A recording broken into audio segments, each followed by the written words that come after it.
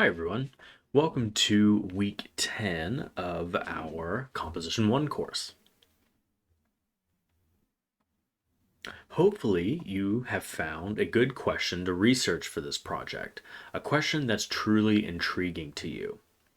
This week, you'll start exploring that question by finding sources, including sources from the Columbus State Library databases. You'll learn more about researching in the upcoming screens in this learning module, but here are some ways to get additional research help.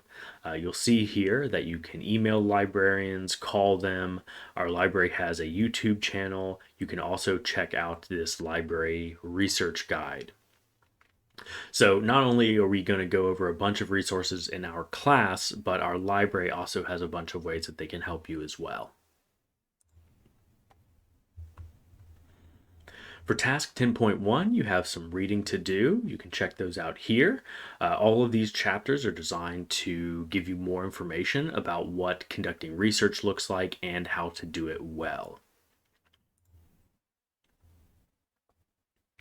In task 10.2a, you're going to learn how to find sources to help you explore your research question.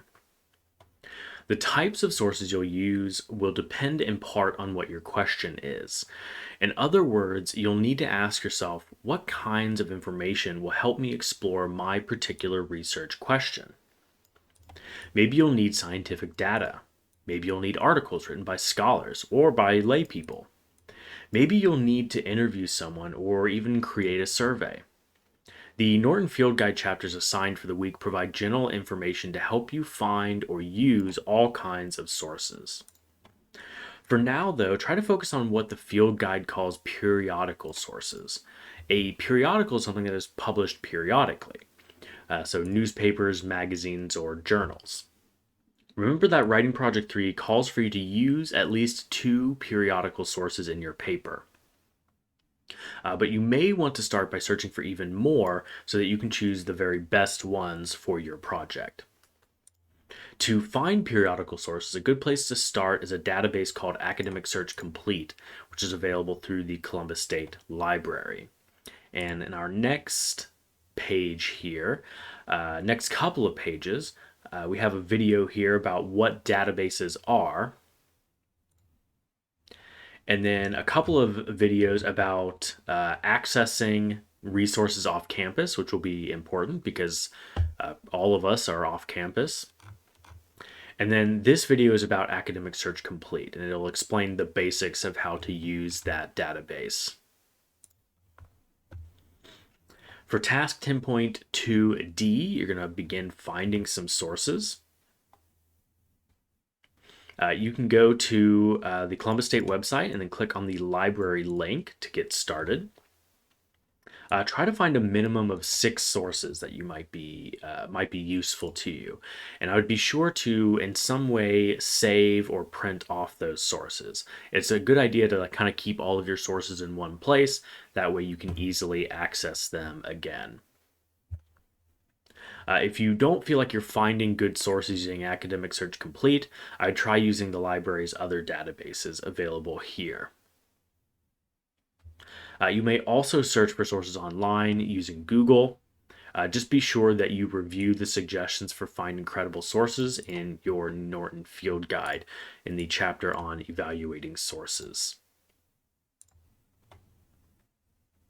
For task 10.3, you're going to make your Wednesday discussion board post. For this post, I want you to share any hints you have discovered for using Academic Search Complete or other databases. So what tips and tricks do you have? What has worked well for you so far?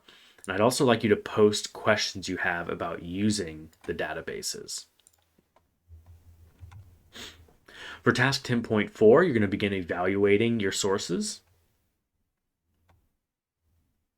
Follow the tips for reading sources in the assigned chapters in the Norton Field Guide. You might consider using an online tool like Scribble or PowerNotes to collect, annotate, and organize your sources. After you've read and annotated at least 6 sources, please write out responses to the prompts below. Number 1, write out the research question that you have decided to pursue. For number 2, list each useful source you found, include the author, title, name of publication, and the date of publication. And under each source, explain the following: how you found the source, what makes the source credible, what makes the source relevant to your project, and how the source might be able to help you answer your research question. For 3, list at least one source you found that you ultimately decided is not useful and explain why. For 4, do the same thing, but identify a source that may be useful and explain why you think it could be. For 5, consider what's missing. What do you still need or want to find out about your topic? What new directions have these initial sources pointed you in? For 6, consider whether there are other types of sources that could help you explore your research question. Is there someone you could interview? Could you develop a questionnaire? If you look at the section on field research in your textbook, you'll see some ideas for other kinds of research that you can do. And write out some notes about possible field sources you might consult. And then finally, consider how you may need to or want to tweak your research question a bit based on what you're learning. So does your question need to be broader or narrower? Does it need to move in a slightly different direction, or do you even need a completely new question?